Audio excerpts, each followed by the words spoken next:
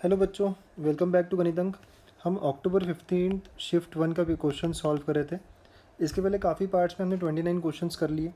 ठीक है, let's see 30th question. क्या कहता है क्वेश्चन?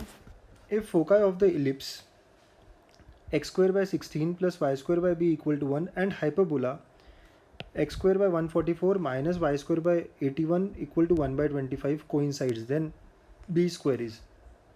बच्चों, हाइपरबोला की इक्वेशन पूरी दी है, let's start with that. X square by 144 minus y square by 81 equal to 1/25। इसको 25 बराबर से लिखेंगे, मल्टीप्लाई करेंगे, तो what do I get? I can write as x square upon 144 by 25, y square divide by 81/25 equal to 1। समझिए बात, ऐसा हो जाएगा। मतलब यहाँ पे ए स्क्वायर जो है वो 144/25 है, बी स्क्वायर जो है वो 81/25 है। ठीक है, हमें बोला गया है फोकाई कोइंसाइड कर रहा है। पहले हाइपरबोला का फोकाई निकालते हैं। आपको पता है फॉर्मूला फोकाई का AE, 0 plus minus, correct. Okay, AE, 0 ऐसा है। चलिए, बहुत अच्छी बात।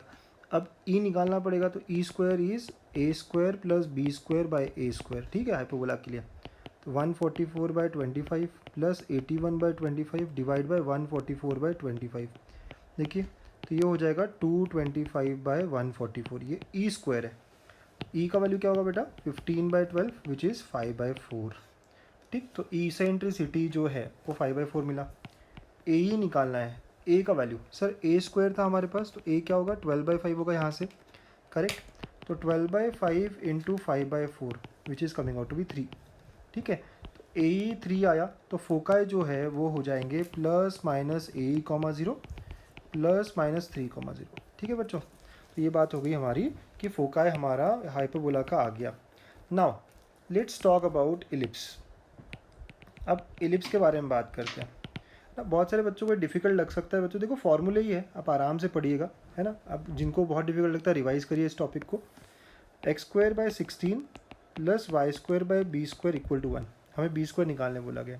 अगर मैं इसका फोकाई निकाल रहा होता, ठीक है, तो वो क्या होता? तो उसके लिए भी इसेंट्रिसिटी निकालना पड़ता।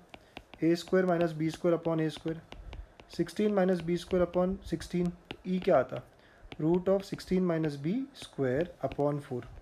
ओके, इसका भी ए ही होता फोकाई। ठीक है, इसका भी ए ही होता है। यहाँ पे ए स्क्वायर जो है बेटा वो 16 है, मतलब ए का वैल्यू 4 हो गया। ठीक है, यस, यहाँ पुट कर देते हैं 4 into root of 16 minus b square by 4, तो ये हो जाता है root of 16 minus b square, correct. तो इसका भी फोकाई AE, 0 ही होता है, प्लस माइनस। ठीक है, सो इफ़ आई कंपेयर, तो root of 16 minus b square should be equal to 3। Squaring 16 minus b square equal to 9। तो यहाँ से बी स्क्वायर का जो आंसर है वो 7 आ जाता है बच्चों। दोनों का फोकाई निकालने का अप्रोच वही है, फॉर्मूला सेम है, अप्रोच वही है। ठीक है, इसेंट्रिसिटी निकालिए, AE निकालिए और दोनों के AE को कंपेयर करिएगा। ठीक है, तो ऐसा हमारा ये क्वेश्चन बन जाता है and the answer comes out to be 7 बच्चों। राइट, CET में आया हुआ क्वेश्चन, आज के एग्जाम में आया हुआ क्वेश्चन। ठीक है, जिनको नहीं आता है बच्चों, प्रैक्टिस करिएगा पक्का। ठीक है, नेक्स्ट क्वेश्चन। आपको यहाँ पे सिर्फ और सिर्फ फार्मूला पूछा गया है, फार्मूला लगाना है। Sine A plus b, sine A cos B plus cos A sine B, correct, yes.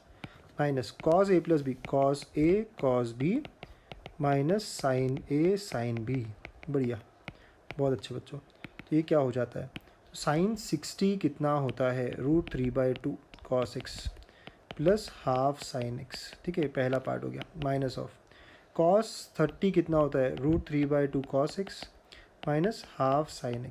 Okay बच्चों, ये और ये सेम है, कैंसिल हो गया। तो half sine x minus of minus plus half sine x। तो बच्चों आंसर क्या आया? साइन x हो गया। बस सिंपल फार्मूला लगाने की बात हो रही है यहाँ पे। फार्मूला लगाया हमने और हमें आंसर मिल गया, ऑप्शन ए। ठीक है, अच्छा, कुछ लोग कहते हैं सर इतना क्यों कर रहे हो? ठीक है, आप अगर आप 30 डिग्री ले लेते एक्स को तो भी चल जाता है। यस, वो शॉर्टकट है हमारा। ऐसे क्वेश्चंस को शॉर्टकट से सॉल्व कैसे करना है? एक्स को 30 ले लो, तो ये हो जाता है sine of 90 minus cos of 60, right, और आप सॉल्व करते हैं अभी आगे। ठीक है, जैसे आपको ठीक लगता है ना आप कर सकते हो। तो कॉस ये 91 हो जाता है और ये हाफ हो जाता है, तो पूरा आंसर हाफ। अब ऑप्शन में 1 और 0 तो नहीं हो सकता, 30 पे हाफ कौन सा देगा? तो साइन 30 हाफ देगा, राइट। ऐसे आप ऑप्शंस देख सकते हो। ठीक है, दिस इज मेथड 2 बच्चों, शॉर्टकट अप्रोच। जब भी ऐसे होता है, अगर आपको फॉर्मूला नहीं लगाना हो तो आप कोई भी एक्स का वैल्यू लेके सॉल्व कर सकते हो। ओके, नेक्स्ट क्वेश्चन 32, क्या कहता है क्वेश्चन नंबर 32? एक ट्रायंगल है जिसके वर्टाइसेस दिए हुए आपको, ए है 2p-3, बी है q-2 5 और सी वर्टेक्स दिया हुआ है -5 1r। अगर मैं इसका सेंट्रॉइड निकाल रहा होता तो क्या होता बेटा? 2 + q -5/3, ओके, फिर p-2 + 1/3 -3 + 5 + r/3, ये इसका सेंट्रॉइड होता, करेक्ट। पर हमें सेंट्रॉइड दिया हुआ है 1 2 3, 1 2 3, ओके, ऐसा सेंट्रॉइड दिया हुआ है बच्चों, ठीक। ओके, ऐसा सेंट्रॉइड दिया हुआ है। अब हम क्या करेंगे? बस कंपेयर करेंगे इन दोनों को। तो देखो क्या आ रहा है, 2 + q -5/3 = 1, तो ये क्या हो गया, -3 + q = 3। q का वैल्यू 6 आ रहा है, q का वैल्यू 6 आ रहा है, मतलब ये ऑप्शन नहीं हो सकता, ठीक है।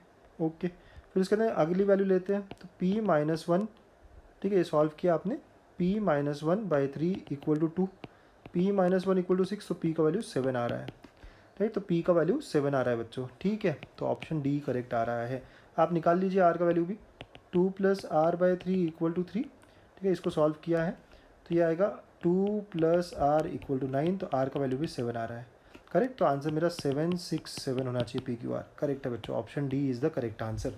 या सेंट्रॉइड पे भी क्वेश्चन आया आज, ठीक है। तो देखिए कैसे कैसे वेराइटी ऑफ टॉपिक्स पे क्वेश्चन आ रहे हैं। 33rd क्वेश्चन, if the points are collinear, तो अगर पॉइंट्स कोलिनियर है तो slope of a b should be equal to slope of a c, correct. चलिए स्लोप ऑफ ए बी निकाले, -3 -5 अपॉन 1 - k, ठीक है। और स्लोप ऑफ ए सी निकालेंगे तो -7 + 3, ओके, या पहले y कंपोनेंट लेंगे आप, ओके ओके, स्लोप में पहले y कंपोनेंट लेना है ना, तो चलिए ए बी का स्लोप फिर से निकालते हैं। तो 1 - k, y2 - y1 और -3 -5, ओके। और यहाँ पे क्या हो जाएगा, ए सी के स्लोप में 5 - 1 -7 माइनस ऑफ माइनस तो प्लस हो जाएगा बच्चों, ठीक है। ये सॉल्व कर रहे हैं अब हम, 4 - 4, ठीक है। देखिए क्या मिल रहा है, तो 1 - k, ठीक है, 1 - k, ये और ये कैंसिल, ये माइनस माइनस भी कैंसिल, = 8, तो k comes out to be equal to 1 - 8, तो k का वैल्यू क्या आया, -7 आता है, ओके। तो k जो है सॉल्व होके -7 आता है। कोलिनियर का मतलब स्लोप इक्वल या एरिया ऑफ ट्रायंगल 0 है ना, ऐसा सब आप यूज़ कर सकते हैं बच्चों। सिंपल बात है, अभी तक जितने क्वेश्चंस किए बहुत सारे क्वेश्चंस आपको सिंपल लग सकते हैं। जो क्वेश्चंस आपको डिफिकल्ट लग रहे हैं, नहीं आ रहे हैं, प्लीज़ रिवाइज दोज टॉपिक्स, ठीक है। 11th के हो सकते हैं टॉपिक्स, ठीक है, जो आपको रिवाइज करना पड़ सकता है, ठीक है। तो प्रैक्टिस करिएगा जब तक कि आपके एग्ज़ाम की डेट नहीं आती है। जैसे सबकी एग्ज़ाम अलग अलग दिनों पे है, पेपर्स सॉल्व करते रहिए, स्टे कनेक्टेड, है ना। मैं पेपर्स डालते रहूँगा, देखते रहिए कैसे अलग अलग क्वेश्चंस आ रहे हैं और आपको आता है या नहीं आता है। नहीं आता है तो प्रैक्टिस करते रहिए और अपना माइंडसेट बना दीजिए। अगर क्वेश्चन आपको लेंदी भी लग रहे हो या डिफ़िकल्ट भी लग रहे हो तो ट्राई सॉल्विंग देम, है ना, ट्राई सॉल्विंग देम बच्चों, ठीक है। तो बेस्ट लक, अच्छा करते रहिएगा, थैंक यू। और भी पेपर के लिए